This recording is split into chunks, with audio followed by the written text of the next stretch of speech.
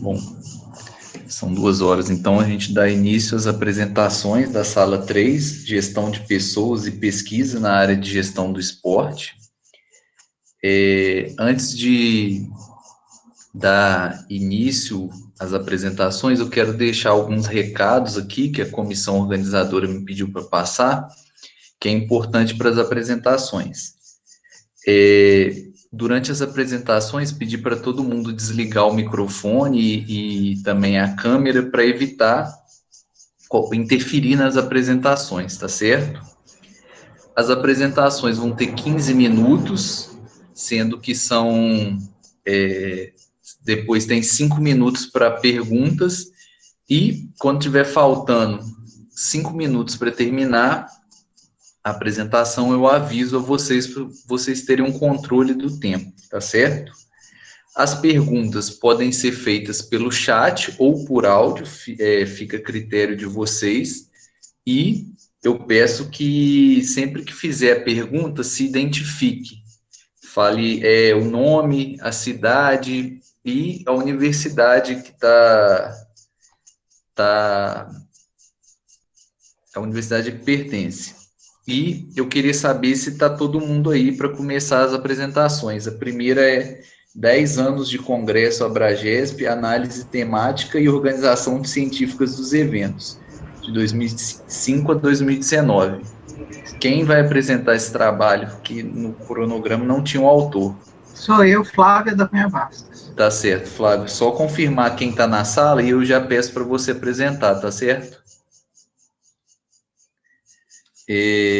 O segundo trabalho é participação de árbitros brasileiros de ginástica artística em competições internacionais.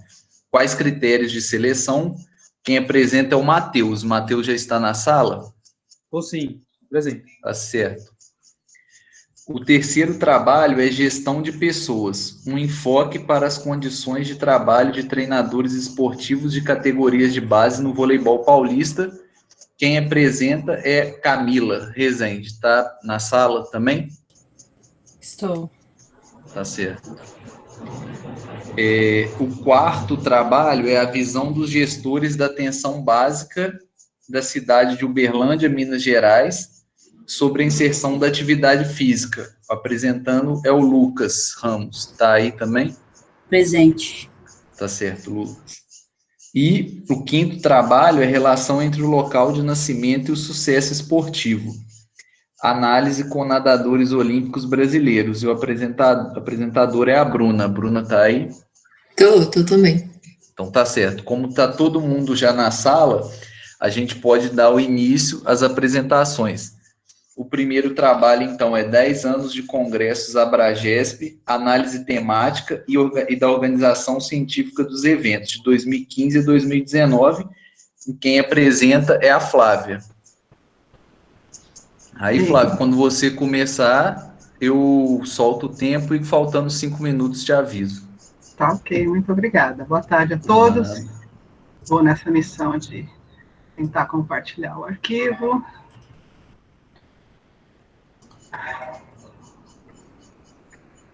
Por favor, me avisem se tiver ok. Isso, Flávia, agora é só colocar em tela cheia para a gente ver tudo. Já está compartilhando. Estou tentando. Perfeito. A partir de agora eu não vejo mais vocês, mas isso. Vocês me veem. Obrigada. Estou precisando mesmo, estou destreinada. Bom, boa tarde a todos, eu sou Flávia da Cunha Bastos e vou apresentar esse trabalho que foi desenvolvido em conjunto com a doutora Cacilda Amaral e o doutor Ivan Moraes. Nós somos lá do GEPAI, da Escola de Educação Física e Esporte da USP, e nos propusemos, então, a abordar esse tema dos congressos da Abragesp. Rapidamente, o ano passado, né, o ano retrasado, foram 10 anos de congresso, 2019, que coincidiu com os 10 anos da Abragesp, que foi fundada em 2009, só lembrando que os dois primeiros, 2005 e 2008, a Abragesp não existia ainda, mas depois ela encampou e considerou, então, como esses dois eventos fazendo parte das suas realizações científicas. O que a gente tem em termos desse panorama, do que se refletiu até então sobre eles? Teve um primeiro estudo que foi apresentado no Congresso em 2011. Flávio, Oi? a sua tela ela está travada na primeira tela do slide e não abriu em tela cheia. Vixe, Maria.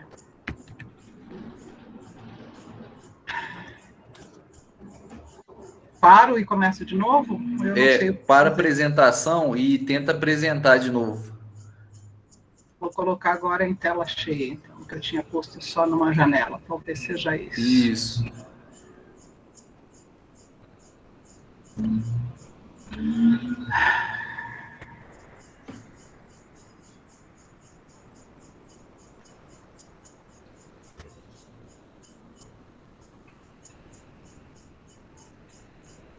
Agora não está disponibilizando para eu compartilhar mais.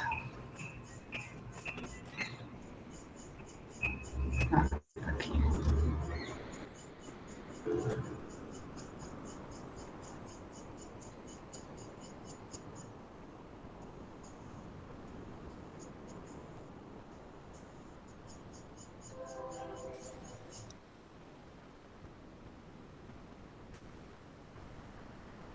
Eu estou com... Dou aula toda hora e dá certo. Hoje não está dando. Vamos tentar novamente. Travou na primeira tela do seu computador, que era o início da apresentação. Vamos ver se agora vai.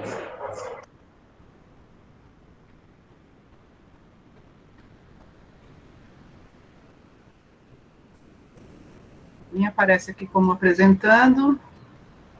Vocês estão vendo? Eu estou vendo a tela do PowerPoint, eu não estou vendo ele em tela cheia, não. E agora? E agora? Tá tela cheia? Não, tá só a primeira tela do PowerPoint. Tá passando as telas? Não, não tá passando.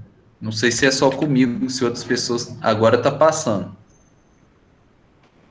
Tá? Tá.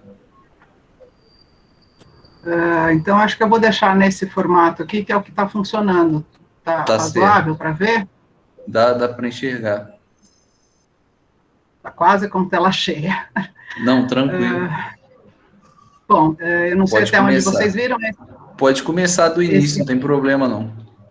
Tá, então esse é o tema, a gente se propôs a fazer uma análise sobre os eventos da Abragesp, eu, Flávia, a doutora Cacilda Amaral e doutor Ivan, nós somos do GEPAI da USP,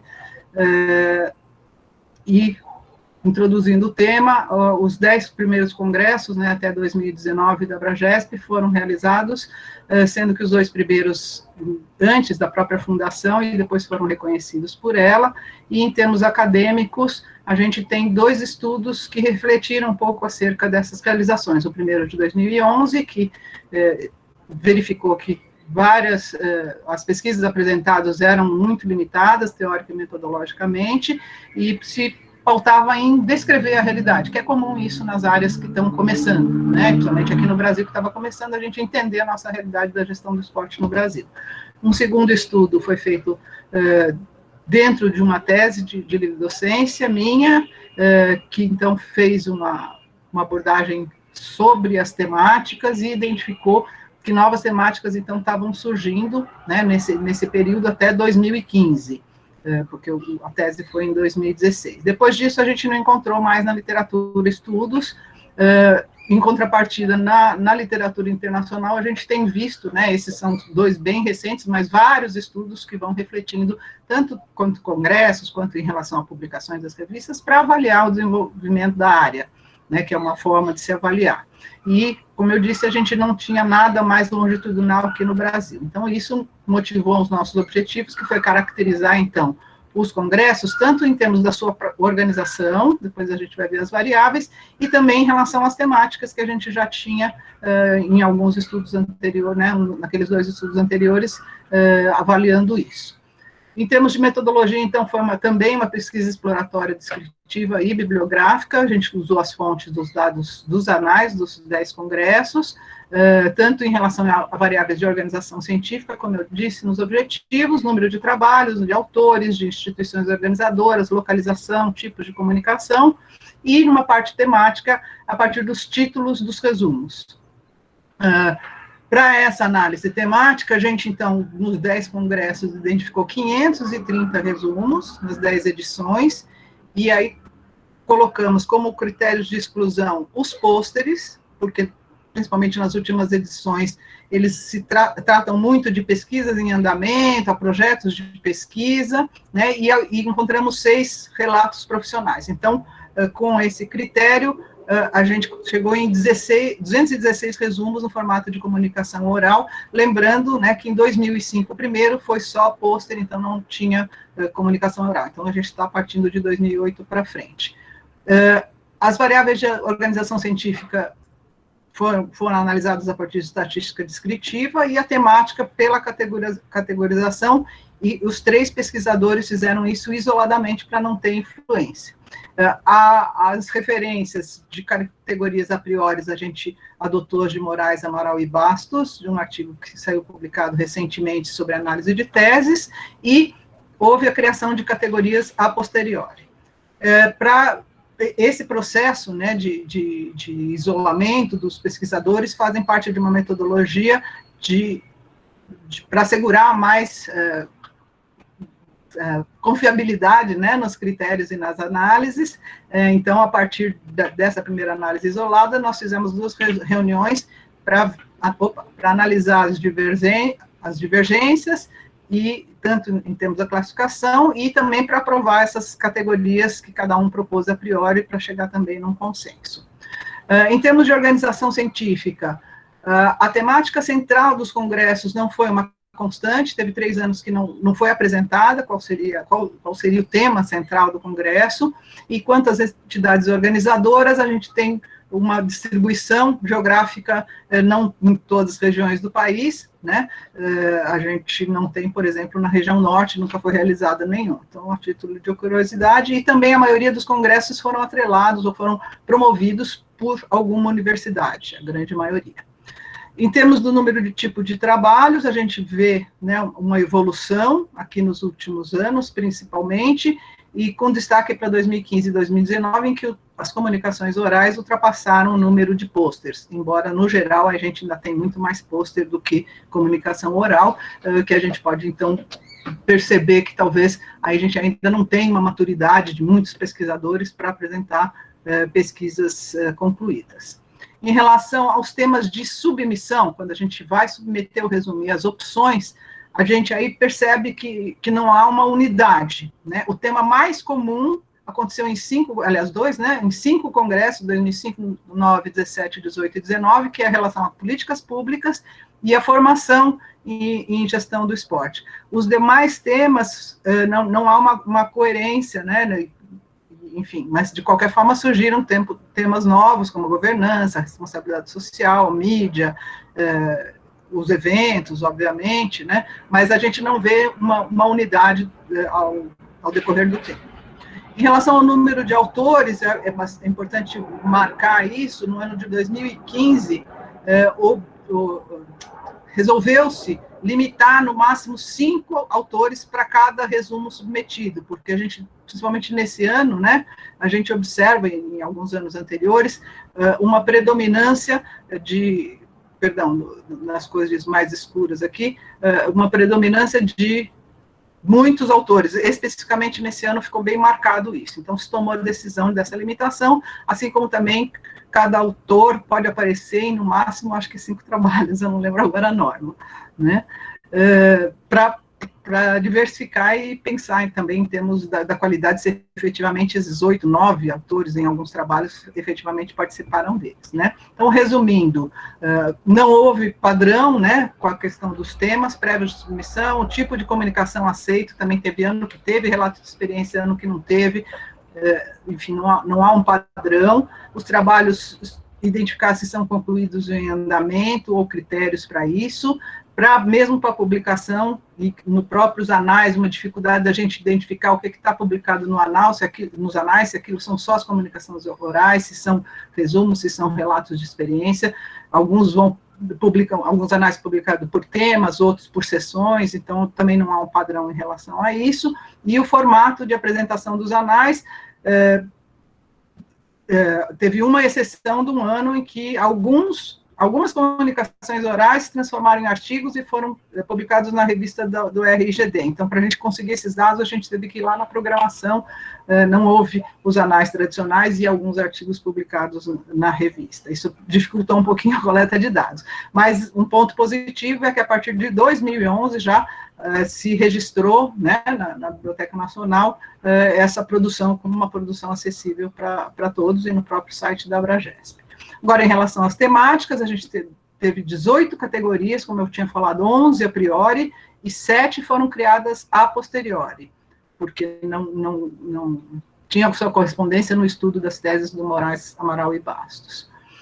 Mais frequentes, marketing, gestão de organizações em geral, eventos e políticas públicas, né, como a gente, inclusive, viu que foi temática específica de submissão de alguns congressos. E esses dados são bem semelhantes ao que se encontrou, então, nas teses produzidas no Brasil, que a políticas públicas, marketing e eventos são os temas mais frequentes, né, comparativamente, só com uma diferença em termos de percentual, quer dizer, no caso das teses, muito mais de políticas públicas, mais do que nos congressos. Marketing também mais, e eventos exatamente o mesmo percentual. O que a gente pode considerar, então, que há uma diversidade nos termos da organização das diferentes edições e uma constante atualização das temáticas, né? Então, não há um padrão, mas, por um lado, é positivo que tem uma atualização com a inserção de temas novos, coerentes com o desenvolvimento da área, né? Os congressos, como eu já te falei, geograficamente ainda a gente não tem uma expansão por todas as regiões do país e os estados, né? E também estão bastante restritos às entidades públicas de ensino superior, em sua maioria, né? Pode indicar, e é uma discussão que a gente pode, né, refletir mais para frente, um distanciamento da prática. Então, um congresso só, uma organização privada acabou sediando, ou uma organização sem fins lucrativos, né? E também a gente nota que esse distanciamento da prática também não se dá pelo pequeno número de relatos de experiências. Eu acho que esse ano, pelo pouco que eu vi, a gente já tem um número maior, mas talvez seja uma coisa assim, incentivar, né? E as temáticas, em geral, são coerentes com a produção acadêmica do país, com diferentes ênfases, como a gente viu, né, nas teses mais políticas públicas, nos congressos outros temas, marketing, enfim, eventos, mas elas não retratam a diversidade e algumas das tendências da produção internacional da área. A gente tem muitos temas no âmbito internacional que ainda não são tratados por nós, por exemplo, diversidade de gênero, questões éticas, enfim, há uma série de temáticas que já estão sendo tratadas em congressos internacionais e que a gente ainda não abriu um espaço, né, ou não percebeu ainda a submissão desse tipo de temática nos nossos congressos. Faltam 5 minutos, tá, Flávia? Sim, tranquilo, está tudo terminando. As limitações, então, como eu já tinha salientado, a gente teve uma dificuldade na identificação do formato de apresentação nos anais, né, e não uma padronização também do próprio formato, né, os temas de submissão também são variados, então, em cada um dos anais que a gente foi pesquisar, teve que buscar qual era a temática para poder baixar os resumos e os títulos, né. Então, a gente acabou, como não havia essa padronização, a gente resolveu fazer uma caracterização temática própria, com base naquele artigo das teses e com a criação de categorias a priori. Em termos de implicações, as teóricas, né, como eu já adiantei um pouquinho, tem algumas temáticas que ainda a gente não trata, né, e que poderiam, talvez não necessariamente no congresso, mas serem incentivadas pela própria área científica da Abragesp, independente dos congressos brasileiros, de promover, né, entre um e outro, eventos temáticos, edições temáticas do próprio periódico, da revista, da RGNR, né, talvez a gente tentar estimular e ver, né, se tem gente estudando novas temáticas que talvez até se sintam desestimuladas, porque quando entram no site do Congresso não tem, ou vai para outros temas, né, ou não tem um incentivo para tratar de determinados temas. Por exemplo, como a gente já viu nessas 2 primeiras palestras, tecnologia, área de fitness, enfim, talvez a gente possa, a Abragesp, possa pensar nisso, né? Em termos práticos, a questão da organização científica e a difusão dos resumos podem contribuir para normatizar esses procedimentos científicos nos próximos congressos, né? Isso acho que pode se criar uma linha aí de como se organizar, principalmente a difusão, e, obviamente, continuar monitorando, continuar estudando a produção, né? Não só dos congressos, mas aqui a nossa proposta foi em termos dos congressos que são para nós para nós o maior evento nacional, mas também tem outros eventos ocorrendo que a gente pode ampliar essa base de análise aí. Essas são as referências básicas apresentadas aqui nessa apresentação. A gente está escrevendo um artigo, a ideia tem mais dados, né? A gente fez uma seleção do que trazer nesse evento, então a gente pretende ver se esse ano consegue submeter um artigo um pouco mais complexo, com outras análises também. Muito obrigada, fica aqui os nossos contatos, o LAGECOM, que é o laboratório que a gente faz parte, o GEPAI, e o meu pessoal profissional da USP. Muito obrigada. Parabéns, Flávia, pela apresentação. Alguém tem alguma pergunta para fazer para ela?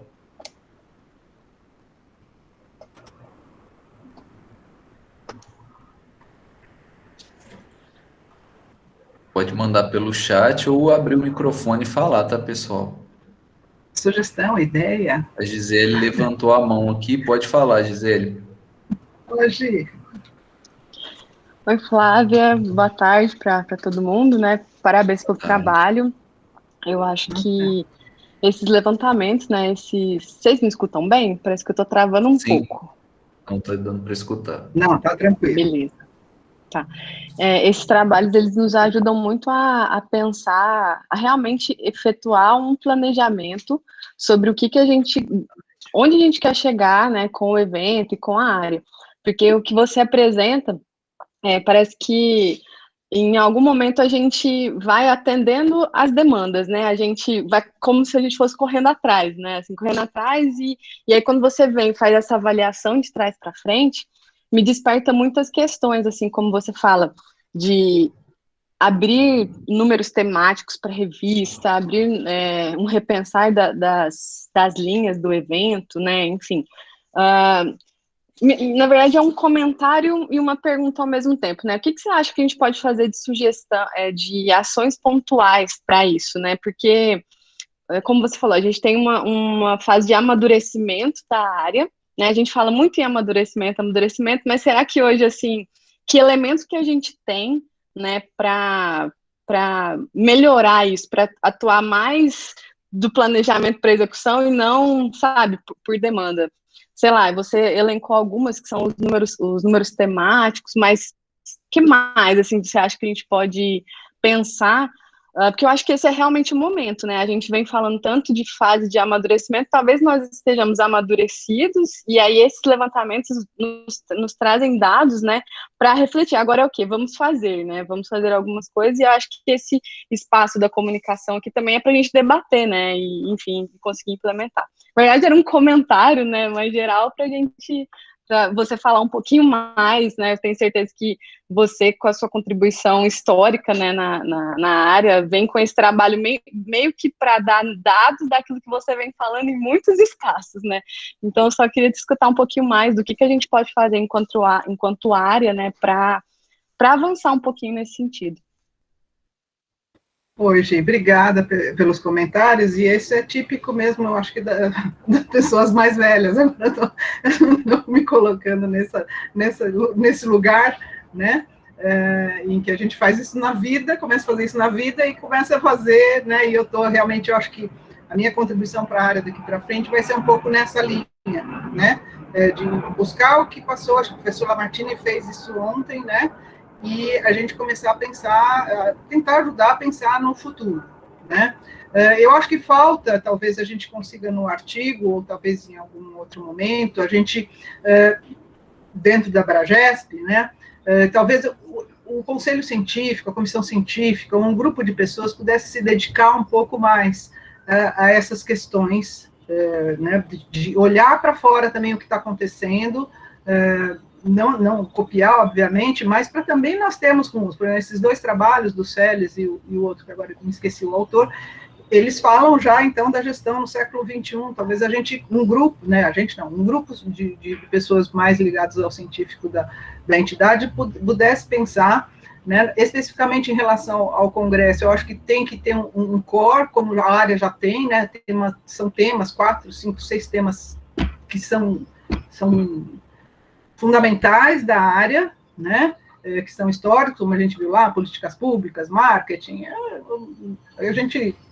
para nós, eu acho que tem um sentido de formação, né, hoje em dia tem revista, então a gente estabeleceu, a comissão científica da Abragesp estabelecer temas que são centrais, que devem se repetir em todos os congressos, e a cada edição ir inovando e acompanhando, né, o movimento internacional. Eu acho que talvez essa aproximação mesmo, e a gente tem ótimos contatos já hoje em dia, né, com pesquisadores de vários países e tal, que nos podem servir de norte, né?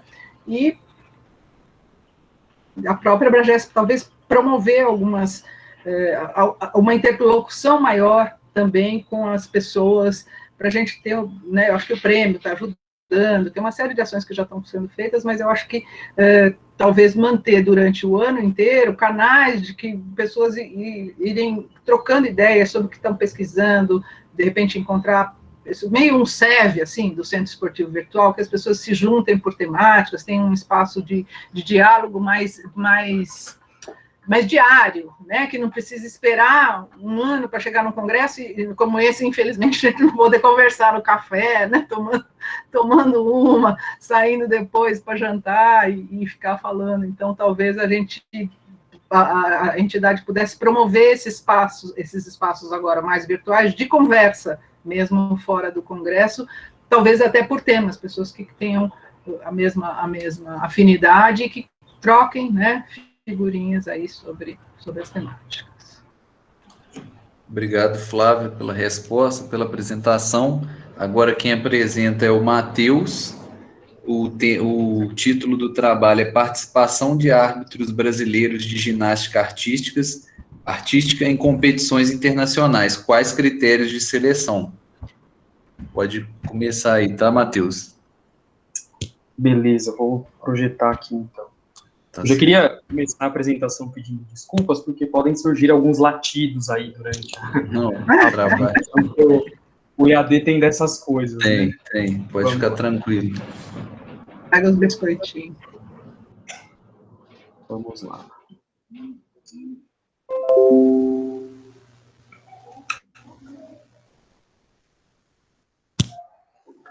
Tá dando para ver, para ouvir bem? Tá certinho. Boa sorte. Beleza, obrigado, Thiago. Então, boa tarde a todos e a todas. Meu nome é Matheus Henrique de Oliveira, eu sou aluno de mestrado do programa de pós-graduação da Faculdade de Educação Física FEF Unicamp, e faço parte dos grupos de pesquisa em ginástica, o GPG, da FEF Unicamp, e do LAPEG, da FCA Unicamp. E estou aqui hoje para apresentar um trabalho que foi composto junto com a minha orientadora e coautora do trabalho, a professora doutora Eliana de Toledo, que também é membro desses mesmos grupos e docente nas duas universidades. O trabalho que eu vou apresentar aqui para vocês hoje, ele é intitulado A Participação de Árbitros Brasileiros de Ginástica Artística em Competições Internacionais. Quais os critérios de seleção? Então, eu vou começar dando um panorama de como funciona, né, esse sistema da arbitragem em termos nacionais e internacionais para vocês. Bom, a Confederação Brasileira de Ginástica, ela é o órgão nacional que é responsável por regulamentar todas as modalidades ginásticas em todos os níveis, seja ele desde o pré-infantil, que é o mais básico, até o adulto, que é onde acontecem as principais competições da modalidade. Dentro da Confederação Brasileira, existem comitês técnicos que são específicos para cada uma dessas modalidades. E esses comitês técnicos, os membros, né, que são associados a esses comitês, são os responsáveis por organizar e gerenciar os árbitros da modalidade. E também são os responsáveis por indicar os árbitros que estejam aptos para realizar os cursos de arbitragem a nível internacional, de acordo com o nível de exigência de conhecimento e de experiência que eles tenham. Assim que o árbitro presta o curso, ele pode ser aprovado ou não, e assim que ele for aprovado, esses árbitros eles são divididos em categorias, que vão de acordo com o desempenho nas provas e da participação em competições internacionais, considerando os ciclos olímpicos anteriores. Então, são 4 níveis de categorias diferentes, sendo o nível 4 o mais baixo e o nível 1 o mais alto. Então, aí do lado tem uma imagem da professora Yumi Sawazato, que é um exemplo de arbitragem brasileira. Ela foi árbitra em diversos campeonatos mundiais e Jogos Olímpicos, e para a gente é uma referência aí na arbitragem a nível mundial. Nos últimos 2 ciclos olímpicos, o Brasil pode contar com um total de 22 árbitros internacionais para GA masculina, né, credenciados como árbitros internacionais, contando todos os 4 níveis, e 33 para ginástica artística feminina. Esses árbitros eles são selecionados para atuação de acordo com a disponibilidade deles relacionada a uma agenda de árbitros que eles recebem no início do semestre, no início do ano, e eles colocam a disponibilidade deles para as viagens, para participar de campeonatos, sejam eles internos, né, do Brasil, ou a nível internacional. E a partir desse momento, a Confederação Brasileira e os comitês técnicos são os responsáveis ali por direcionar e indicar quais árbitros devem estar atuando em quais competições.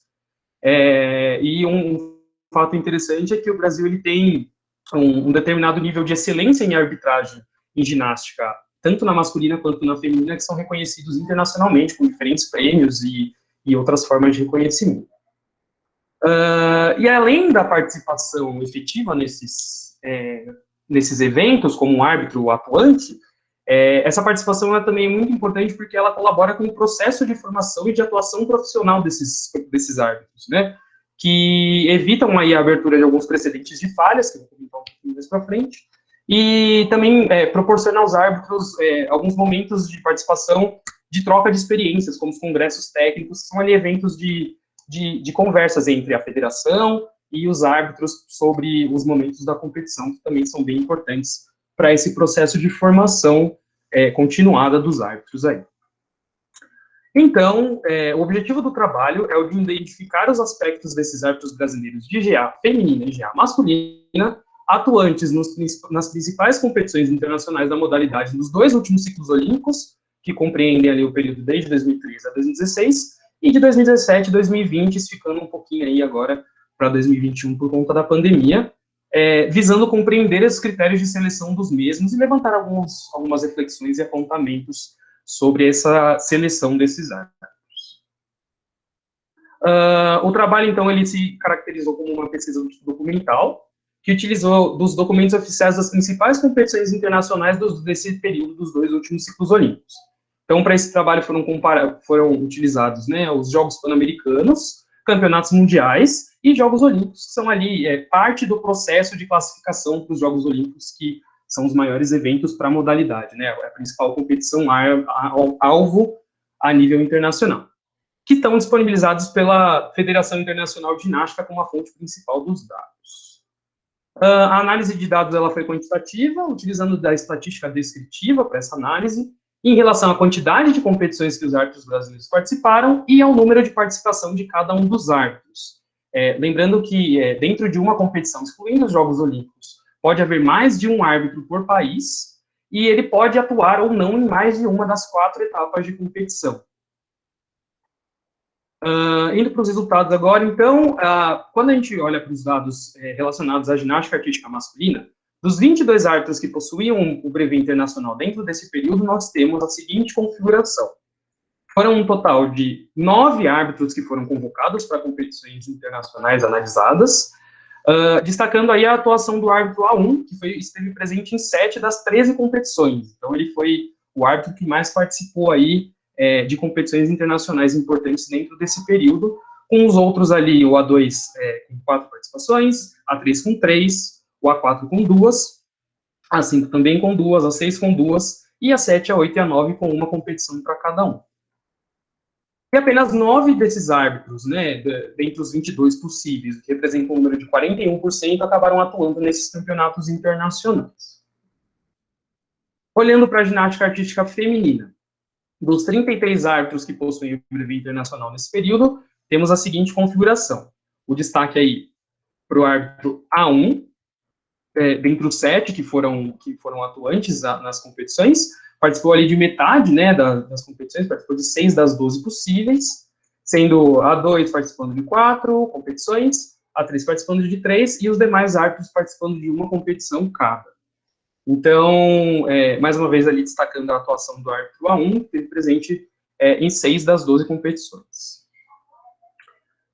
E aí, essa configuração, ela nos levanta alguns questionamentos, né? Destacando ali a presença de todos os árbitros citados dentro das categorias 2 e 3, que são duas das categorias mais altas de brevet, durante esses 2 ciclos olímpicos analisados. Então, eles não tiveram nenhum decaimento de categoria, eles se mantiveram em duas das categorias mais altas, demonstrando que existe um nível mínimo de experiência de pelo menos 12 anos, né, de arbitragem no nível internacional, tendo em vista que a Confederação Brasileira, ela exige que, para que um árbitro preste esse curso de arbitragem internacional, ele tenha que ter, no mínimo, 2 ciclos olímpicos de arbitragem como um árbitro nacional, o que compreende ali o período de 8 anos, né? Então, se a gente soma esses 8 anos, mais os 4 que compreendem um período de arbitragem internacional, são exigidos ali 12 anos de arbitragem a nível nacional e internacional para poder atuar em grandes competições, nas principais competições da modalidade. E aí a gente notou também uma baixa rotatividade entre esses árbitros que participaram dessas principais competições, tendo em vista a maior participação em diferentes competições por um pequeno grupo de árbitros. Então, o A1 da ginástica artística masculina e da ginástica artística feminina participaram de muitas mais competições do que dos outros árbitros que chegaram a participar, e muito mais competições do que os outros árbitros que nem chegaram a ser convocados, né? Então, isso demonstra que existe uma alta confiabilidade, respeito e prestígio pelo trabalho desses árbitros que participam mais frequentemente nessas competições. Indo para as considerações finais, podemos perceber que essa seleção dos árbitros ela se baseia principalmente em níveis de experiência e na categoria que o árbitro possui, o que é uma relação lógica. Quanto maior a categoria dele, devido à aprovação no curso e às questões de experiência para manutenção dessa categoria, mais vezes ele vai ser convocado justamente por essa relação de justificabilidade, se podemos dizer assim. Isso acaba reforçando ali um determinado nível de confiabilidade na atuação desses profissionais com a arbitragem, o que reflete, mais uma vez, essa hipótese de que quanto mais experiente, quanto melhor categorizado o árbitro está, ele está mais apto para poder participar de maiores competições, mas, ao mesmo tempo, nos leva a refletir que não existe nenhuma transparência da existência de outros critérios que possam embasar a seleção, a não ser a experiência e ali a disponibilidade, que também não é um critério muito claro, porque, em teoria, os árbitros podem ser mais disponíveis e acabar não sendo convocados por não serem experientes ou por não terem uma categoria tão relevante quanto outros. E isso nos leva a crer que haja algum tipo de fragilidade no modelo de gestão desses recursos humanos por parte da Confederação Brasileira, tendo em vista que poucos árbitros são selecionados para atuar nessas competições e muitos outros acabam não tendo essa oportunidade, nem esse prestígio de poder estar atuando nessas competições de importância para a modalidade. E aí, como implicações teóricas e práticas... Com 5 minutos, tá, Matheus? Beleza, estou terminando já. Nós sugerimos que essas fragilidades elas podem acarretar alguns problemas e desafios para a arbitragem, como alguns que são até trazidos pela literatura, né? Que são, por exemplo, a desmotivação profissional, um enviesamento na arbitragem, que é sofrer algum efeito de algum fator externo ao momento da arbitragem, como a nacionalidade do atleta, memórias de competições anteriores que aquele atleta possa ter realizado e o próprio árbitro já tenha arbitrado. Enfim, são diversos tipos de enviesamento na arbitragem e algumas outras dificuldades técnicas durante a atuação, como falta de clareza nos critérios, como dificuldade em realizar uma avaliação mais correta daquela série. Existem aí algumas dificuldades de crescimento e de desenvolvimento da modalidade por conta disso, tendo em vista que tem um número excedente aí, né, de pessoas que podem estar atuando nesse ramo e acabam não sendo convocadas em detrimento desse critério de seleção que é meio excluso, e isso pode gerar impressão de valorização internacional e da qualidade da arbitragem brasileira ser feita apenas por alguns árbitros, que são os que mais atuam, e que os outros talvez não tenham tanta relevância em termos de experiência, conhecimento e atuação, tanto quanto esses que sempre atuam, o que não é legal. A gente tem um número muito grande e pouca atuação desse pessoal, que é mal distribuído. E, por fim, ali, a gente sugere uma necessidade da revisão desses critérios de seleção por parte do comitê técnico e por parte de toda a administração da Confederação Brasileira, para que seja formado um quadro de arbitragem mais sólido, justo e profissional, e colaborar aí com o quadro da arbitragem, né, com essa visibilidade que a arbitragem brasileira tem no cenário internacional, e também para o crescimento e desenvolvimento da arbitragem a nível nacional, tendo em vista que a gente forma aí um ciclo, né, de atuação tanto nacional quanto internacional. Então, de forma geral, isso faz com que a modalidade cresça e se desenvolva tanto nacionalmente quanto internacionalmente. E aí, então, algumas referências do trabalho. E aí, o meu muito obrigado. Deixo aí o meu contato para quem quiser depois trocar alguma ideia sobre o tema, tiver interesse. E é isso. Agradeço aí a atenção de todo mundo. Bom, parabéns, Matheus, pela apresentação. Agora tem um período de 5 minutos. Quem quiser falar, tirar uma dúvida com ele, pode mandar pelo chat ou abrir o microfone, tá certo?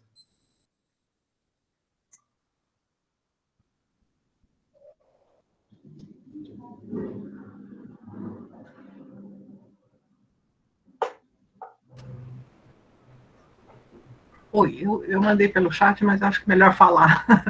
Quer que eu leia, Flávio? Não, tudo bem, já. Vocês, Matheus, vocês conseguiram acessar, eu sei que, bom, depois a gente comenta, os dados referentes a esse processo da pessoa disponibilizar, colocar a disponibilidade dela, né, como você falou no começo, que normalmente o processo é esse, e relacionar isso com as convocações, ou vocês não tiveram acesso a esses dados? A gente não teve acesso, Flávia. A confederação é bem restrita nesse ponto e...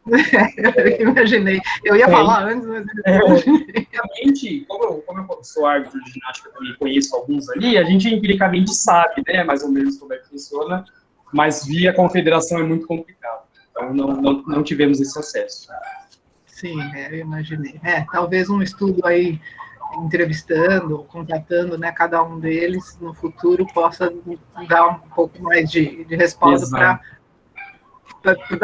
ver esse percentual, vamos dizer assim, né, de quanto que eu me botei disponível, quanto eu não fui chamado, né? E aí depois tentar entender os porquês. Valeu, parabéns pelo trabalho. Obrigado, professora.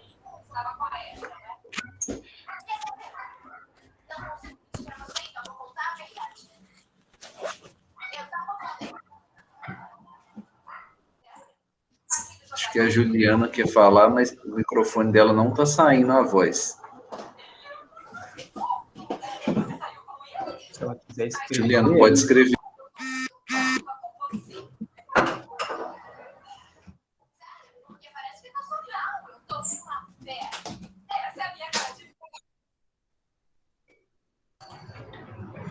Juliana, não consegui ouvir a sua dúvida. Se quiser colocar no chat, acho que vai facilitar, porque seu microfone estava aberto, mas não estava dando para ouvir o que você estava falando.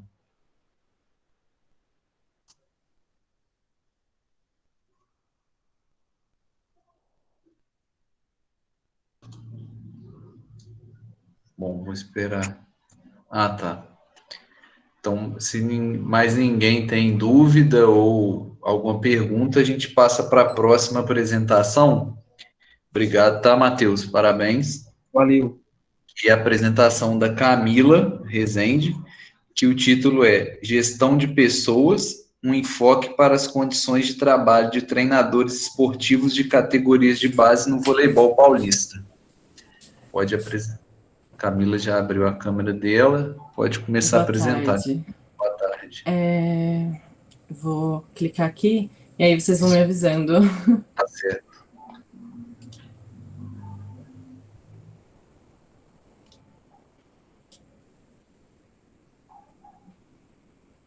Eu consigo... Vocês conseguem ver? Sim. Então, eu vou deixar nesse modo, porque é PDF, aí se eu deixar a tela inteira, fica um pouco difícil de eu Não dá coordenar. para ler, tranquilo. Então, Boa o sorte. título... Obrigada. O título do trabalho é Gestão de Pessoas, um enfoque para as condições de trabalho de treinadores esportivos do voleibol paulista. Esse trabalho é um recorte, uma pequena parte do que foi o meu mestrado, com a orientação do professor Dr. Ari, e com a ajuda da professora Gisele. Então, introdução. A gente vai falar um pouco sobre o papel do treinador, que hoje em dia abrange muitas coisas. A gente, quando fala de treinador, a gente evita até o termo técnico, pelo menos eu e alguns colegas, porque senão fica muito limitada à área técnica do esporte. A gente sabe que o treinador, ele tem uma variedade de responsabilidades dentro da equipe, inclusive coordenar a comissão técnica.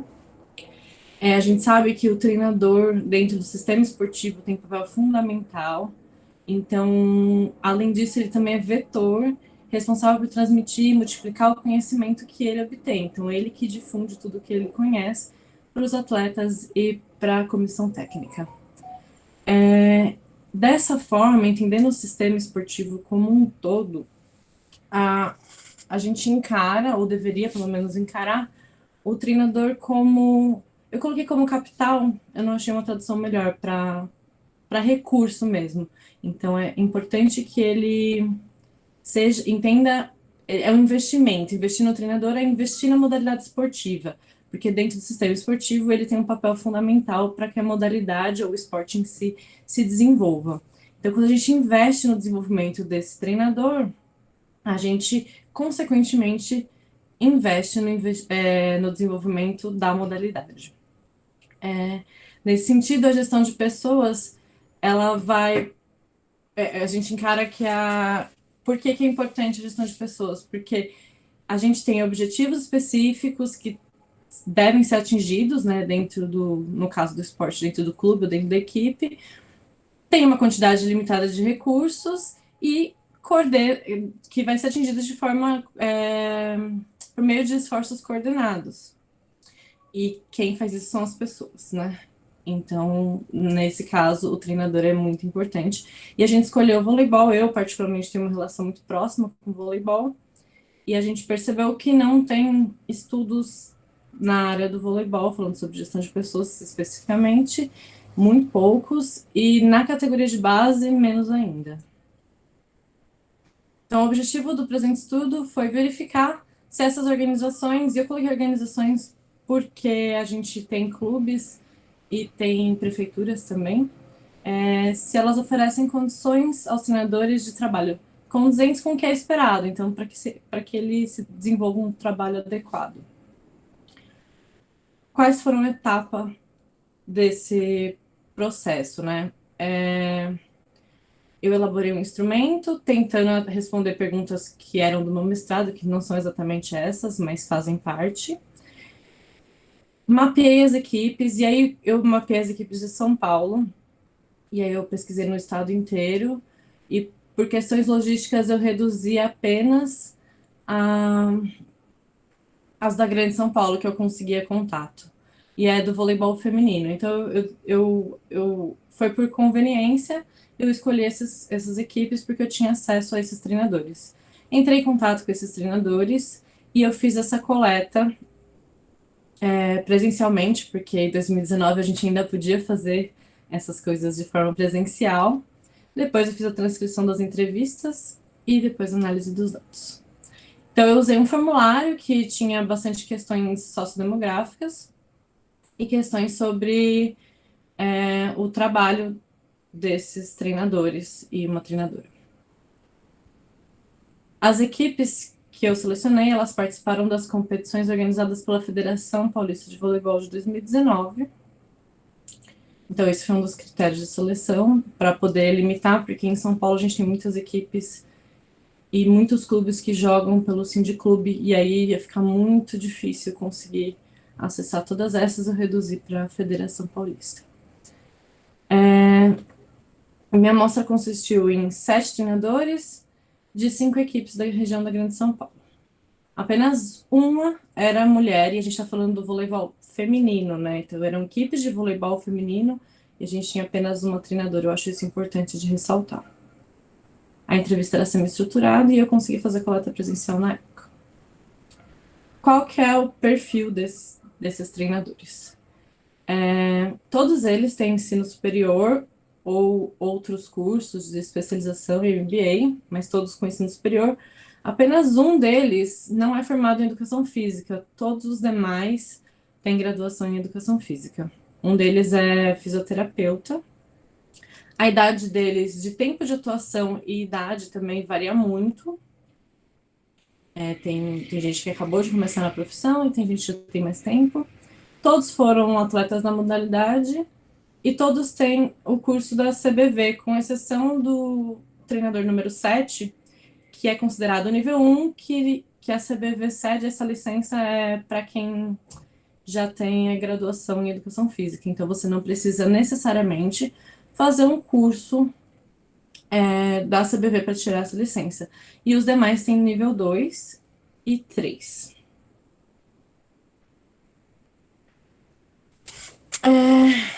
No formulário a gente pegou algumas informações que depois eu vou mostrar, de salário, enfim, também.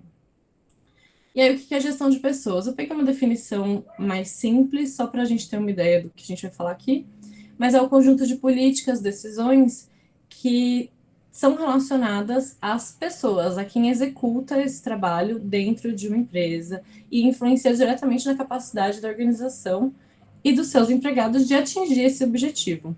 E aí tem várias etapas, tem alguns autores que falam um pouco diferente, mas por essência é recrutamento e seleção, ou treinamento e capacitação, recompensas e a avaliação de desempenho. O que me interessa aqui nessa parte é da capacitação.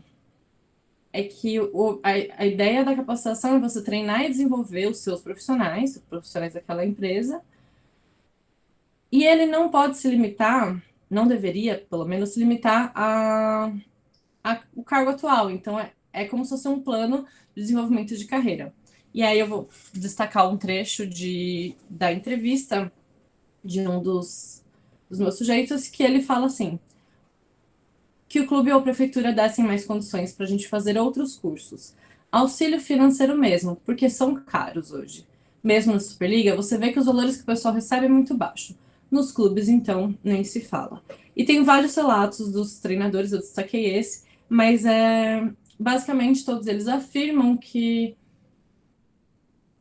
a maioria, na verdade, todos os clubes e a prefeitura, eles não incentivam você a fazer cursos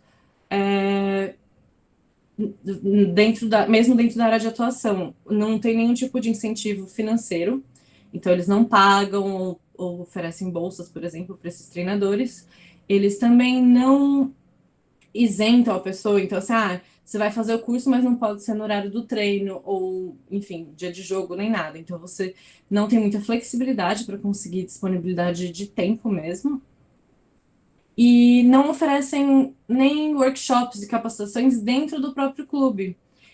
O que eu vi muito é aquela troca entre técnicos e treinadores de várias modalidades, mas que é uma troca mais espontânea e não tem esse caráter formal mesmo de educação.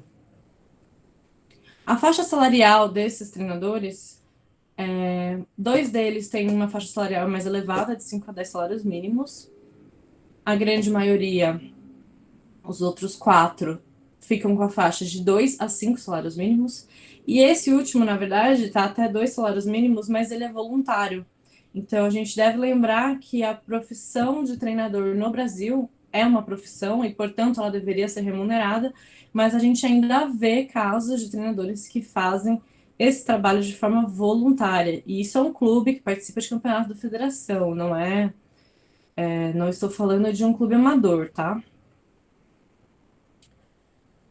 E eu destaquei esses dados aqui, que é remuneração versus pluriemprego. 86% dos meus entrevistados são remunerados. 14% não são. E todos eles, 100% da minha amostra, possuem outros empregos. Eles têm que ir atrás de outras fontes de renda para manter uma qualidade de vida adequada. E aí eu destaquei um dado similar que foi encontrado no levantamento, que foi nacional, onde 36% dos treinadores do país, e aí eu tô falando de todas as modalidades, né, não são remunerados, e 50% exercem outras funções além da de treinador. E aí, nesse mesmo levantamento, Faltam 5 minutos, tá, Camilo? tá bom, eles mostram que 67% dos treinadores brasileiros falam que o salário é insuficiente, e 11% afirmam que o salário é suficiente para se manter por meio período. Apenas 22% desse levantamento nacional consegue se dedicar à profissão de forma integral, ou seja, grande parte quase 80% das pessoas precisa de outros empregos. E aí, indo para as considerações finais, a gente tem que as formas de contrato desse trabalho, eles eram de CLT ou concurso público, e tinha um caso de um voluntário. Em todos os casos, eles declararam de alguma forma que o salário é insuficiente, ou eles tinham outras funções dentro do clube, então tinha treinador que, por exemplo, fazia a função de gestor de esportes ou do setor inteiro. Então, ou você acumula funções, ou você acumula empregos propriamente ditos, para ter um salário que seja suficiente para você ter uma qualidade de vida adequada, né, agradável. E muitas dificuldades de capacitação. Todos eles relataram que usam muito recursos da internet, então procuram vídeos, trocam. Tem um grupo de WhatsApp que troca sobre operação física, com treinadores do Brasil inteiro. Eles também relatam que não sentem falta desse incentivo de tempo e financeiro, né? Não tem condições de bancar os próprios cursos e eles gostariam. Então eu senti que todos eles têm muita vontade de buscar conhecimento, mas eles também têm muita dificuldade de encontrar apoio dentro do trabalho. E aí, se você pensa que eles trabalham em mais de um lugar, então eles têm muito pouco tempo disponível para conseguir se capacitar e se manterem atualizados. Aí a internet tem um papel muito fundamental dentro da capacitação desses treinadores. E aí o que a gente conclui é que seria muito... E aqui vale falar, né, que salário também não é o único motivador, né?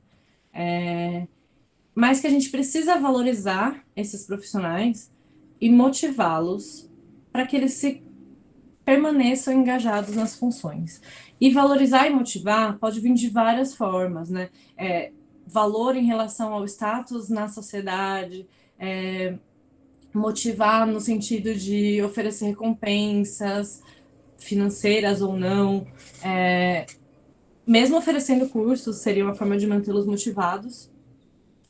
E eu vou finalizar com uma frase de um dos treinadores que acho que relata bem o sentimento geral de quando eu fiz essas entrevistas. Treinadores não são valorizados. Dificilmente um treinador consegue ter um emprego só, a não ser que ele é de uma categoria adulta que joga Superliga. Mas quem trabalha com categoria de base geralmente tem mais de um emprego. E a grande maioria dos profissionais do voleibol, eles trabalham pelo amor da profissão, não pelo reconhecimento financeiro. A gente trabalha porque a gente gosta muito do que a gente faz, não é porque a gente ganha bem, não. E acho que esse sentimento de não se sentir valorizado, ele permeia bastante o universo dos treinadores. Eu consegui sentir isso em alguns trechos das entrevistas. Não que eu tenha perguntado diretamente, mas esses trechos, eles destacam bem isso. E acho que é isso. Acho que essa é a implicação mais importante para a gente, de valorizar, motivar, para que eles sejam engajados e consigam os melhores resultados para todos. Muito obrigada. Esse é o meu e-mail. Tá com uma faixa no meio, não sei porquê, mas acho que ele é para vocês lerem. E eu fico à disposição. Tá certo, Camila. Parabéns pela apresentação. Agora a gente tem 5 minutos de perguntas. Se alguém quiser perguntar para ela, fique à vontade.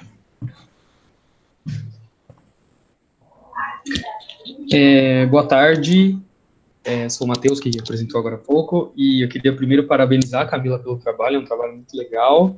Eu também vim do vôlei, também vim da Grande São Paulo, né? Eu joguei em Guarulhos por muito tempo, e eu me senti muito tocado com essa realidade, porque eu vi os meus treinadores, vejo até hoje, né, amigos treinadores que estão aí ainda na área, que sofrem muito disso. E aí eu queria só pedir uma opinião pessoal, assim, da Camila, do que ela acha, ou quais são os meios que ela acha que a gente podia fazer para dar uma fortalecida nessa valorização e esse engajamento para esses treinadores, para o voleibol de base, de forma geral, aqui na Grande São Paulo, né, porque às vezes falando é meio abstrato, só para quem vive mesmo essa realidade que é complicado, mas você chegou até a apontar algumas coisas aí, mas eu queria ouvir de você, o que você acha que dá para ser feito, que a gente pode juntar forças aí para melhorar esse cenário. Obrigada, Matheus, pela pergunta. Vamos lá, eu acho que o problema ele é um pouco maior, né? A gente está tratando só de um pedacinho dele. Então, quando a gente percebe que a gente vai lá na gestão dos clubes e a gente percebe que essa gestão dos clubes ela é relativamente amadora, a gente tem visto que alguns lugares procuram uma gestão mais profissional, mas na verdade isso ainda não é uma realidade da grande maioria. E aí você não tendo uma gestão profissional, você também muito dificilmente vai ter um setor que cuida da gestão de pessoas, que seria quem vai olhar para esses profissionais, vai fazer um plano de desenvolvimento de carreira, vai ter todo esse cuidado com a capacitação e tal. Mesmo com o processo de recrutamento e seleção, que a gente vê muitas vezes, e aí é empírico, mas eu vejo pela experiência mesmo, de que esse processo ele não é claro, ele é muito por quem indica, por contatos. Então, acho que a gente precisa ir lá na raiz do problema para depois chegar onde a gente está agora. Então, eu acho que o buraco é um pouco mais embaixo. Eu não sei se eu consigo responder a sua pergunta agora, mas eu acho que é isso. A gente tem que pensar na gestão dos clubes e dessas equipes de forma mais profissional e dedicar pelo menos uma pessoa, um setor, conseguir ter alguém que tenha esse olhar mais cuidadoso com o profissional. Boa, obrigado. Responde. Camila, a Flávia fez uma pergunta aqui no chat, que ela pergunta se a CBV ou a FPV mantém algum curso além do que dá certificação. E se você acredita, qual seria o papel delas? Vamos lá. A CBV, a federação, ela oferece o curso da CBV. Então, assim, ela pode organizar, mas ela representa a certificação nacional, né? Eu, inclusive, esse ano tive a oportunidade de concluir o nível 2, mas eu fiz pela Federação Mineira, porque a Paulista não estava oferecendo na época. Eu desconheço qualquer outro tipo de curso que seja oferecido, nem pela federação, nem pela confederação. Eu entrei no site, eu procurei muito. Durante o meu processo de mestrado, eu passei o tempo todo correndo atrás de informações sobre essas formações, esses cursos, no site da CBV, e não tem absolutamente nada. Eles têm um campo para você deixar, me avise quando vocês tiverem algum curso, e eles nunca entraram em contato comigo. E aí, através de colegas, eu descobri esse curso da Federação Mineira, e aí eu falei, vou fazer, porque foi meu objeto de estudo, eu tenho curiosidade de conhecer. E aí eu acabei fazendo ano passado. Então, não tem outros cursos, ou pelo menos não explicitamente, não está aberto ao público, não está no site, não tem. Eu acho que é o papel da federação e da confederação oferecerem cursos, sim, mas eu também acho que a gente consegue outros tipos de conhecimento que são essenciais para os treinadores em outros lugares. Então, eu vejo treinadores buscando conhecimento na área de psicologia do esporte, na área de gestão, na área de fisiologia, e todos eles são válidos e não necessariamente precisam ser oferecidos pelas confederações ou pela federação. Eu acho que você consegue ter acesso em outros lugares. Contudo, eu acho que aí é uma responsabilidade do empregador. Na empresa que eu trabalho hoje, eu tenho a felicidade de conseguir bolsas de estudos, desde que elas tenham alguma relação com o que eu vou fazer na minha prática. E eu acho que devia ser válido isso para todos os lugares. Ou pelo menos algum tipo de abono para a pessoa não sair onerada em relação à falta, horário, algum certo tipo de flexibilidade. ou se não for possível, o dinheiro está curto, às vezes você organizar workshops, palestras com os próprios treinadores, criar esse momento de troca entre eles já é muito válido. Então, acho que todas essas iniciativas, em vários níveis, elas colaboram para o esporte de uma maneira geral. Tá certo, Camila, nosso tempo se esgotou. Obrigado pela apresentação e pelas respostas. Agora, a próxima apresentação, quem apresenta é o Lucas, e o trabalho é a visão dos gestores da atenção básica da cidade de Uberlândia, Minas Gerais, sobre a inserção da atividade física. Vou apresentar aqui, só um minutinho. Beleza.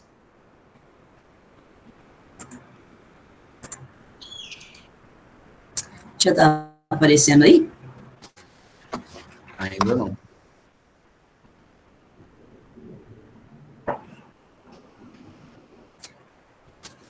Quando aparecer, só me avisa, porque eu já não estou conseguindo ver vocês. Tranquilo. Aí, Lucas, agora já está aparecendo. Pode ir. Boa sorte. Pode começar? Pode. Obrigado. Boa tarde, pessoal. Meu nome é Lucas. Eu sou da Universidade Federal de Uberlândia.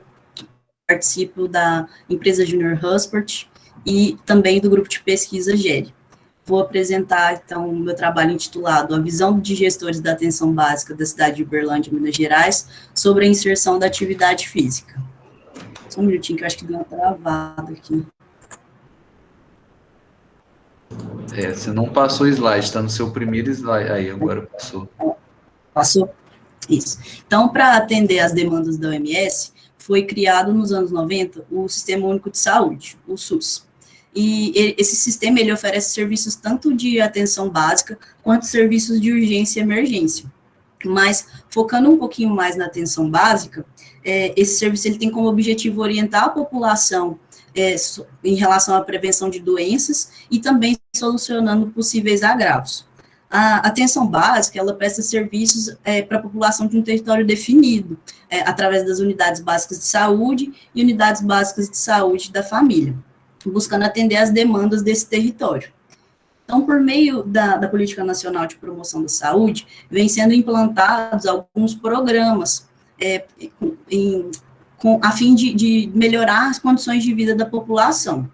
E, dentre eles, a gente pode citar, apoiando a Estratégia de Saúde da Família, o NASF-AB, que é o Núcleo Ampliado de Saúde da Família e Atenção Básica, que ele atua com equipes multiprofissionais e de forma integrada.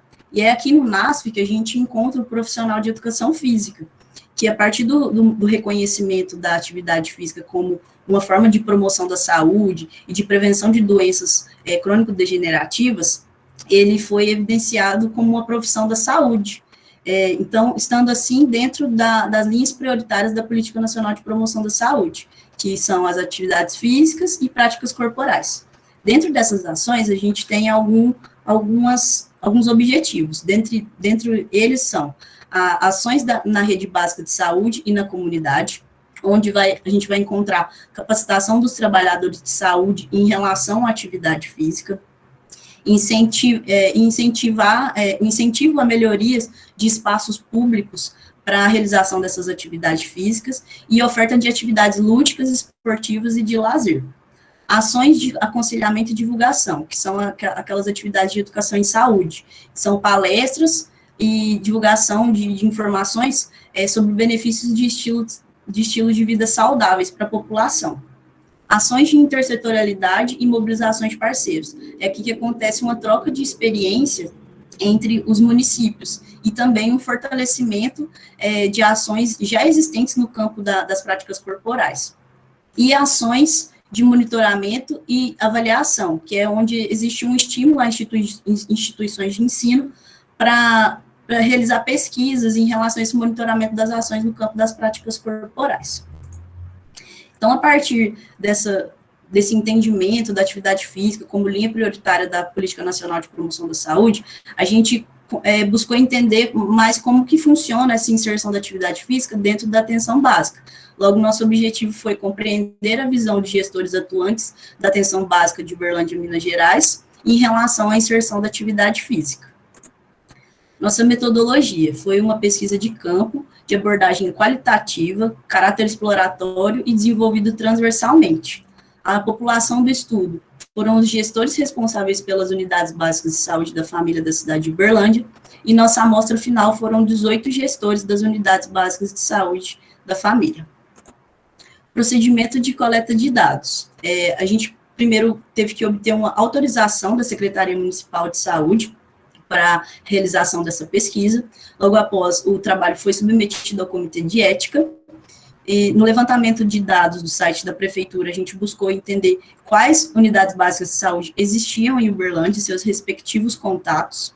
Na coleta de dados, a gente obteve esse contato com os gestores para a apresentação do estudo, então a gente explicou como que eram os objetivos, a metodologia, como ia funcionar a pesquisa no todo, e o envio de questionários, a gente enviou o link para o questionário via Google Forms, juntamente com a autorização da Secretaria Municipal de Saúde e também o termo de consentimento livre esclarecido.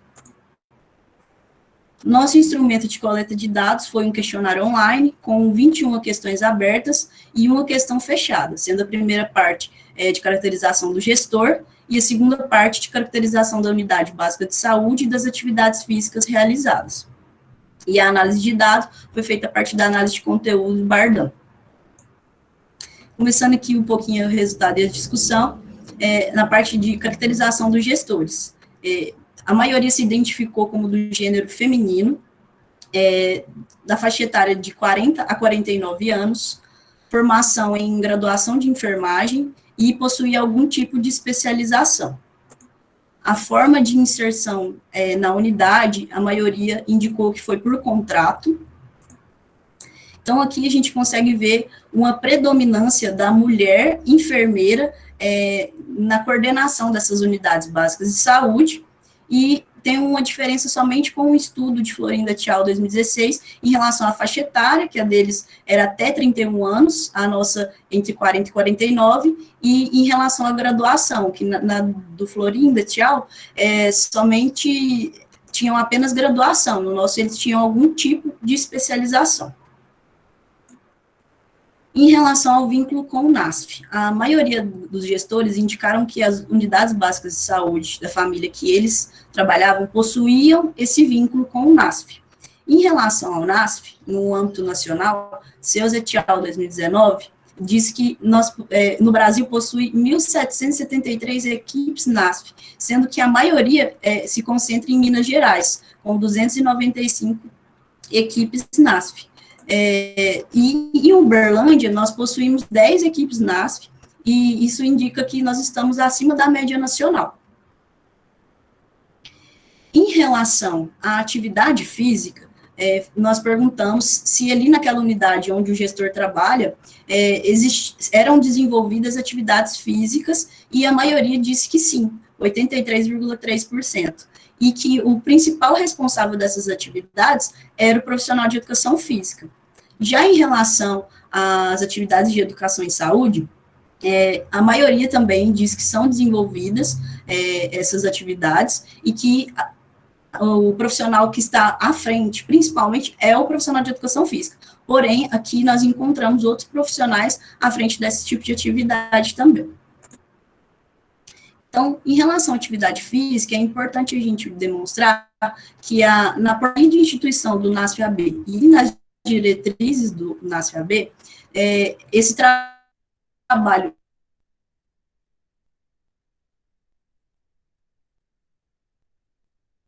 da Lucas.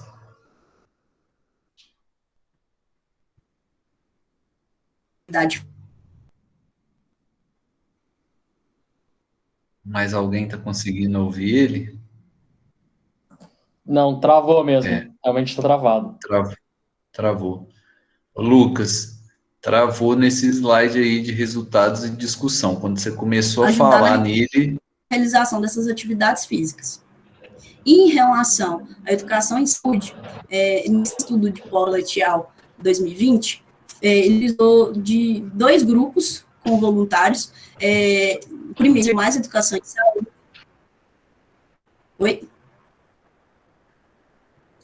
o primeiro de exercício físico mais educação em saúde, e o segundo somente de educação em saúde. Então, aqui foi evidenciado que a atividade de educação em saúde contribuiu com resultados positivos nos níveis de atividade física de lazer e diminuição do comportamento sedentário da população. Ou seja, aqueles voluntários que tiveram somente atividade de educação em saúde, e também a importância da atividade física. Em relação a isso, relataram que não possui espaço disponível dentro da unidade para a prática dessas atividades físicas, e quando possuía, esse espaço ele não era suficiente para essa prática. Então, aqui em Uberlândia, a maioria utiliza de espaços adjacentes para a realização das atividades físicas nas unidades básicas de saúde. E também não possuem materiais, tendo assim que eles mesmos fazer os materiais deles, ou levar de casa, alguma coisa assim. Então, Queiroga et al., 2016, relata que o poder público deveria investir em reformas e construções apropriadas das unidades e locais próximos dela, e também estabelecer parcerias com instituições para aproveitamento de espaços para o trabalho das unidades básicas de saúde. E aqui em Uberlândia, a gente consegue perceber que há mais parcerias com instituições para aproveitamento dos espaços do que espaço nas próprias unidades.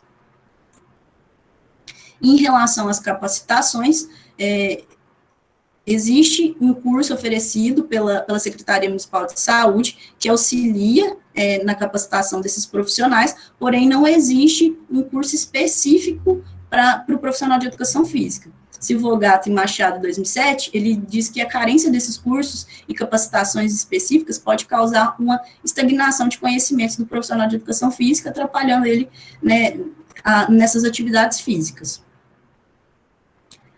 E em relação à participação nas reuniões das unidades, a maioria dos gestores informaram que os profissionais de educação física participam do planejamento das unidades básicas de saúde, eles participam dessas reuniões, e diz que o profissional de educação física ele deve participar juntamente da equipe multidisciplinar, dos encontros mensais, semanais, para entender a demanda da população daquela unidade, e também para se organizar e se preparar para ter um trabalho melhor e um trabalho bem feito dentro dessa unidade. Também essa comunicação com os profissionais de outras áreas é muito importante. Ok. Então, concluindo aqui, a atividade física, ela está prescrita como uma ação prioritária da Política Nacional de Promoção da Saúde, e falta um ambiente apropriado e materiais próprios para a realização dessa atividade física. E observa-se ainda que se faz necessário o entendimento da gestão sobre a importância do aprimoramento dos programas de atividade física nas unidades básicas de saúde da família. Então, assim, a gente pensa que deveria ter um maior investimento do governo para maximizar os atendimentos das unidades básicas de saúde da família, e políticas públicas deveriam ser viabilizadas para melhora na qualidade das práticas corporais e atividade física na saúde pública. Então, esses são os nossos contatos, tanto do GERE, pesquisa, quanto da empresa Júnior, Husper, e dos autores, e muito obrigada. Bom, parabéns, Lucas, pela apresentação. Travou um pouco, mas acho que deu para entender a ideia na discussão, travou um pouco, mas deu para seguir. Agora a gente abre para perguntas. Sim. Quem quiser fazer pergunta para o Lucas sobre o trabalho, pode fazer ou deixar no chat.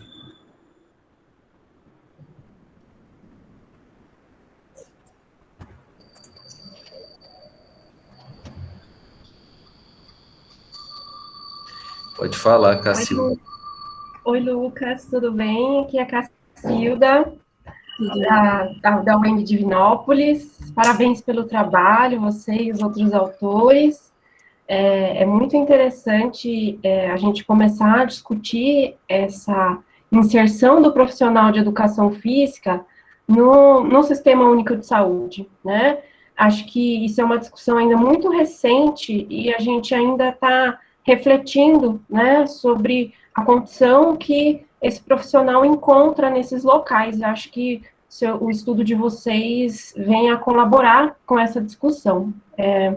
Eu tenho uma dúvida, na verdade, nem sei se vocês têm dados sobre isso, mas eu trago mais essa dúvida a partir do panorama que eu vejo aqui em Divinópolis, né? Também é Minas Gerais, e, entretanto, e você trouxe aí os dados, né, que Minas é um estado com maior número, né, de nasces e tudo mais. Entretanto, aqui em Divinópolis, nós não temos nenhum profissional de educação física no Sistema Único de Saúde, ainda nas UBSs e na saúde da família, né? Eu queria saber se vocês tiveram esse panorama de identificar se são todos os locais que possuem profissional de educação física em Uberlândia, ou se vocês foram só mesmo nesses locais que já possuem o profissional para saber como que esse trabalho é feito. Obrigada. Nada. Então, pelo que a gente entendeu aqui, é que existem 10 profissionais de educação física que eles trabalham dentro dessas unidades. Então, eles não trabalham, tipo assim, não é um profissional em cada unidade. Então, um profissional, ele trabalha em 4, 5 unidades, entendeu? Então, tipo assim, necessitaria de mais profissionais para poder ter um em cada unidade, para conseguir fazer uma coisa melhor dividida, né? Porque acaba que o profissional de educação física, ele fica com muito trabalho, mas, infelizmente, é o que tem. Obrigada, Lucas, pela resposta. Eu imaginei mesmo que eles acabassem se dividindo, e aí a gente até começa a questionar o acompanhamento desses profissionais, né, com toda a população que eles atendem, né? Às vezes acho que termina uma aula numa BS, tem que sair correndo para outra e atender em outro posto, né? É algo que a gente tem que passar a discutir também, né? As condições que se apresentam para esse profissional, de fato, colaborar, né, com a saúde pública. Mas muito obrigada e parabéns pelo trabalho. Obrigada. Mas alguém tem alguma dúvida, alguma pergunta? Eu tenho uma curiosidade que não está ligada efetivamente, talvez, ao trabalho, mas até para conhecer um pouco a realidade. Você, bom, parabéns primeiro, Lucas. Você, num determinado momento, falou das fases, né, do programa, e tem a fase de monitoramento e avaliação. E você citou as faculdades e universidades. A universidade de vocês tem alguma interface no sentido de monitorar, acompanhar, ou esse seu trabalho vai ser o primeiro que vocês vão mandar para lá e dizer, olha, nós podemos fazer isso? Eu acredito que meu trabalho vai ser o primeiro, mas é que pelo nosso estudo, a gente não aprofundou nessa parte. Foi mais por isso que eu perguntei, que é só uma curiosidade, não é ligado especificamente. Para a gente entender como funciona essas ações, mas eu acredito que realmente o meu trabalho vai ser o primeiro.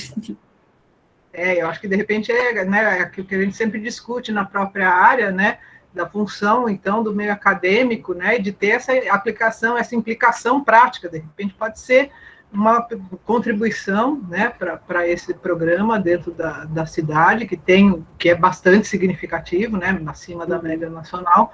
Eu sugeriria para a sua orientadora e a própria universidade, de repente, tentar fazer uma interface aí para viabilizar isso e ampliar, né, esse monitoramento, porque esse foi um diagnóstico, vamos dizer assim, né, mas aí passar realmente a monitorar e, de repente, batalhar aí pelas melhores condições de trabalho dos profissionais de educação física, entre outras coisas.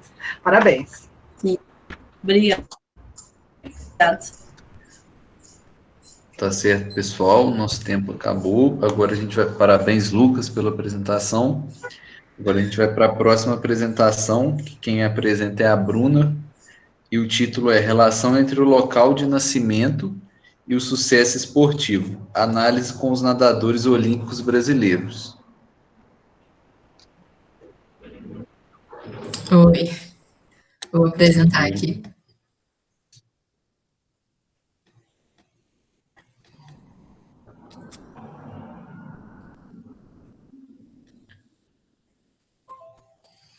Deu certo, gente? Tá dando para ver? Tá. Então tá bom. Boa sorte, pode começar. Obrigada. Bom, pessoal, primeiramente, boa tarde para todo mundo que está aqui. Como dito, eu sou a Bruna. Esse meu trabalho aqui, na verdade, ele é fruto do meu trabalho de conclusão de curso, uma parcela dele, que eu fiz na Faculdade de Ciências Aplicadas, da Unicamp, que tive por orientador o professor Leandro Mazei e o Alcides Scaglia. Eu hoje já formada agora, estou no programa de pós-graduação aqui da IFE, Flávia. Então, o trabalho, né, que se intitula Relação entre o Local de Nascimento e o Sucesso Esportivo, análise com os nadadores olímpicos brasileiros. Então, para dar uma introduzida aqui no tema, quando a gente fala sobre o sucesso esportivo, né, alcançar, por exemplo, o nível olímpico, existem diversos fatores que são capazes de influenciar e até mesmo explicar o sucesso esportivo, e dentre eles aqui eu cito, por exemplo, os parâmetros socioculturais, econômicos, até mesmo geográficos dos países, também as condições de acesso ao esporte e às instalações esportivas por parte da população, e numa esfera um pouco mais particular, a qualidade das relações que determinado atleta teve com seus treinadores, com sua equipe, com sua família. E aí, né, visto que existem diversos fatores, Debauché, em 2006, ela procurou caracterizar, né, separar um pouco tais fatores para facilitar a análise, né, e daí ela separou no macronível, mesonível e o micronível. E dentro aqui do meu trabalho, eu vou focar um pouco mais nas questões de macronível, que basicamente diz respeito ao contexto sociocultural de determinada população, né, de determinada região, determinado país, e vai envolver, por exemplo, alguns parâmetros como o tamanho da população, índices econômicos, o desenvolvimento humano e também as condições geográficas e climáticas da região. E ela ainda diz mais, ela afirma que cerca de 50% de todo o sucesso esportivo internacional alcançado pelos países pode ser explicado por esse macronível, pelos fatores presentes no macronível, muito embora a gente não consiga, né? Seja muito difícil modificar esses fatores, esses parâmetros, eles têm uma importância muito grande. E alguns estudos que têm sido feitos, principalmente com relação ao tamanho da população e também à densidade demográfica, eles têm apontado que, na verdade, não existe um padrão único, né, para o mundo inteiro, para se alcançar o sucesso esportivo, que, na verdade, isso tem que ser analisado de acordo com cada modalidade esportiva, cada contexto específico. E aí, a partir disso, né, dentro do cenário da natação e da maratona aquática aqui no Brasil, certamente elas vêm recebendo volumes consideráveis de investimento, e, infelizmente, né, algumas autoras, né, elas identificaram que, de maneira muito semelhante ao que ocorre no cenário esportivo brasileiro como um todo, essas modalidades também são marcadas muitas vezes por ações que são descentralizadas, sem uma conexão entre o que é proposto nas esferas municipal, estadual e federal, e também apresentam poucos estudos, né, que buscam identificar se esses investimentos, se essas ações estão sendo eficazes, se está trazendo de fato um resultado esportivo satisfatório. Então, são necessários mais estudos para que se possa desenvolver melhor as modalidades e para que se possa gerar maior número de nadadores de sucesso no país. Então, por conta disso, o objetivo do trabalho, que foi justamente de identificar o perfil populacional e socioeconômico do local de nascimento dos nadadores olímpicos brasileiros, e aí dentro da modalidade de natação e também da maratona aquática, para proporcionar reflexões, né, sobre como essas modalidades têm sido desenvolvidas aqui no Brasil. E aí, partindo para a metodologia, trata-se, né, de um estudo qualitativo, descritivo, a respeito do local de nascimento dos nadadores. A amostra, então, vai envolver todos aqueles nadadores brasileiros que participaram dos Jogos Olímpicos desde a edição de 1920, que foi a primeira edição em que a delegação brasileira levou atletas para participar da modalidade de natação, até o ano de 2016, que é a edição mais recente. E aí, a coleta de dados, ela a partir de fonte documental, então, para se coletar o nome, né, a ficha de todos os nadadores foi utilizado o site da Federação Internacional de Natação, e os dados sobre o local de nascimento da cidade desses nadadores, a partir do censo do IBGE, realizado no ano de 2010, que é o mais recente. E aí, a partir disso, nós buscamos separar, né, esses dados em algumas variáveis, que seria a região do país, onde a cidade se encontra, o número de habitantes, a densidade demográfica, o PIB per capita e também o índice de desenvolvimento humano e municipal. Então, partindo daí para os resultados, esse gráfico aqui mostra todas as edições dos Jogos Olímpicos em que o Brasil participou na natação. A gente observa que a partir ali do ano de 2000 houve um crescente bastante significativo, né, no número de nadadores, e ao todo foram identificados, então, 167, sendo desses 44 mulheres e 122 homens, e ao todo 14 medalhas, uma de ouro, 4 pratas e 9 bronzes, e dessas 14 medalhas, somente uma é da maratona aquática. É claro que a maratona ela não está presente desde a edição de 1920, ela foi inserida só na edição de 2008. E um fato curioso também é que essa única medalha da maratona é a única medalha olímpica feminina que o Brasil tem, de todas essas 14. E, com relação aí ao local de nascimento, não foi possível achar dados sobre a cidade natal de 10 nadadores, por conta de serem registros muito antigos. Então, desses 167, nós temos dados de 157 nadadores, que são provenientes de 50 cidades natais distintas. E aí, um pouco a análise do perfil dessas cidades, eu vou dar um zoom aqui nas primeiras categorias, para depois a gente partir para as demais. A gente observa que a maioria deles, né, quase que 77% dos nadadores, eles provêm da região sudeste do país. Isso certamente pode ser fortemente explicado, né, pelo fato de que a região sudeste é mais populosa, mais povoada, que apresenta os maiores índices de desenvolvimento humano, índices econômicos, que potencializa o desenvolvimento da modalidade e dos nadadores dentro das modalidades, né. E aí, com relação ao número de habitantes, a gente cidades com mais de 5 milhões de habitantes, que basicamente é a cidade do Rio de Janeiro e a cidade de São Paulo, mas é interessante observar que municípios brasileiros que têm mais de 500 mil habitantes, na realidade são só 0,38%, então menos de 1%, bem menos de 1% de todas as cidades do Brasil acabam sendo responsáveis por formar mais de 76% de todos os nadadores olímpicos do Brasil. Então, serve de reflexão isso também.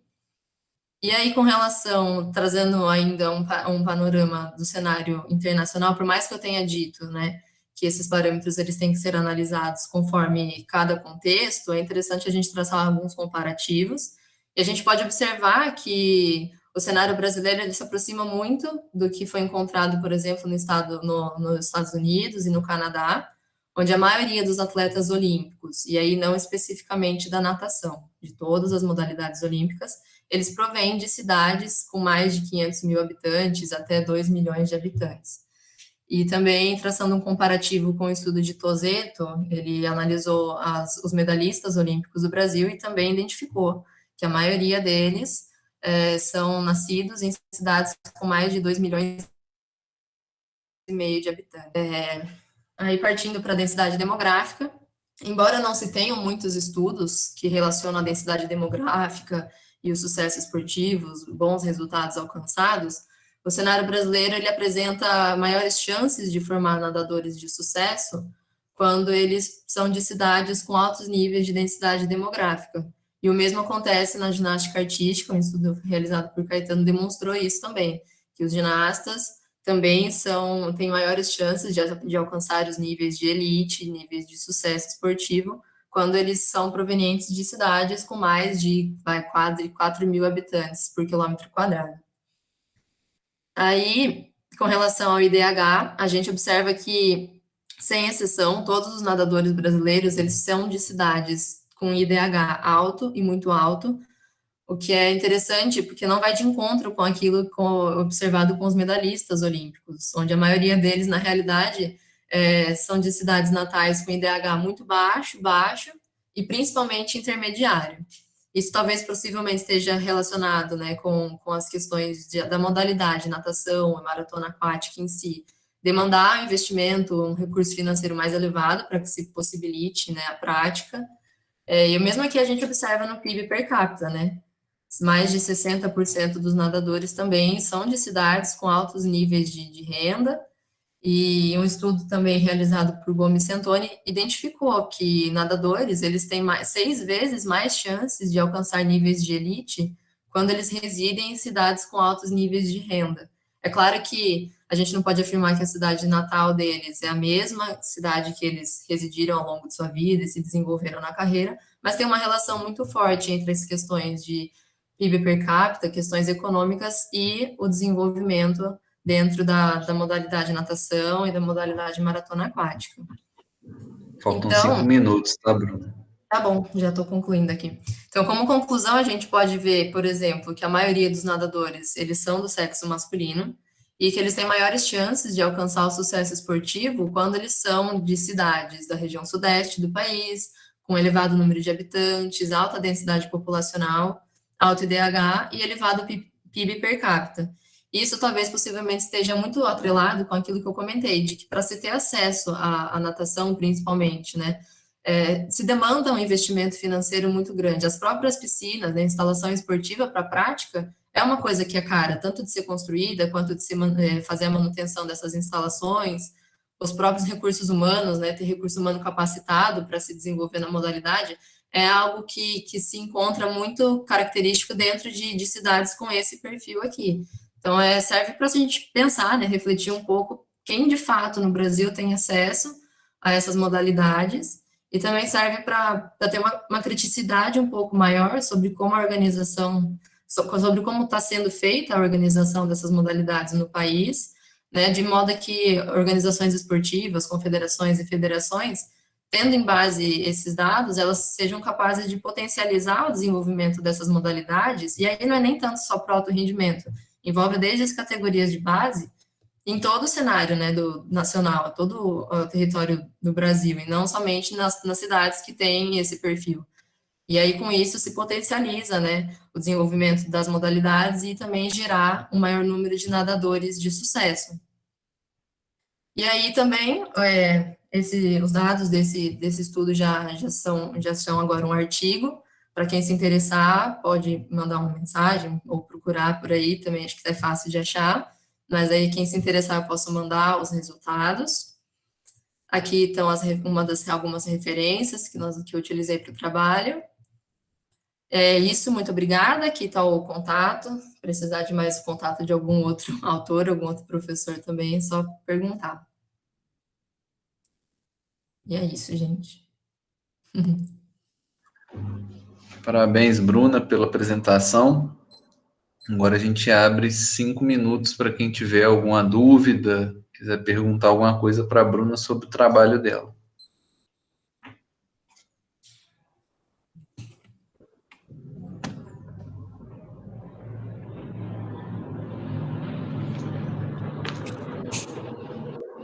Oi, Bruna, querida, tudo bem? Oi. Que bom ouvir a sua apresentação e ver o seu trabalho aí na íntegra. Bruna, você comentou sobre aí a dificuldade, acho que você também estuda muito essa questão da instalação esportiva mesmo, né, dessa estrutura que a natação necessita, e você em algum tempo já estudou, inclusive, a sua cidade, né, falando sobre essa estrutura. E a gente, apesar de ter esses números, me esclarece você que está aí mais nesse estudo mais aprofundado, que a gente não tem aí muita política pública pensando nessa estrutura para a natação, é isso mesmo? Assim, o que eu pude, assim, observar, além das cidades, né, da região, por exemplo, sudeste, que tem esse perfil já mais propício para formar nadadores, além delas serem as mais, como que eu posso dizer? As políticas, elas são mais voltadas para essas cidades, tipo, são poucas as políticas e ações que são feitas para disseminar a modalidade as modalidades, né, em outras partes do Brasil. Então, fica essa coisa, né, de quem está nesse perfil, quem se enquadra em alguma cidade desse perfil, tem chance, e quem não tem, sabe, acaba sendo excluído. Eles não têm nem um aporte de alguma política, de alguma ação, de algum programa que sabe, que dê chance deles chegarem, porque até acho que conversando no meu TCC com a Flávia, eu falei isso, né, que quem não é desse perfil acaba não tendo nem oportunidade, acaba tendo que, ou você migra para uma cidade de São Paulo, uma cidade do Rio de Janeiro para ter chance no esporte, ou então você sofre as consequências, né, e isso daí é uma coisa que não deveria ser assim. É claro que é um trabalho de longo prazo, um trabalho que envolve não só os municípios, né, mas o Estado, a federação de modo geral, e que deveria ser feito, sim. É um sonho talvez um pouco utópico, mas que a gente tem que trabalhar para isso. Com certeza, obrigada. Parabéns. Obrigada. Mas alguém tem alguma dúvida? Nós temos tempo.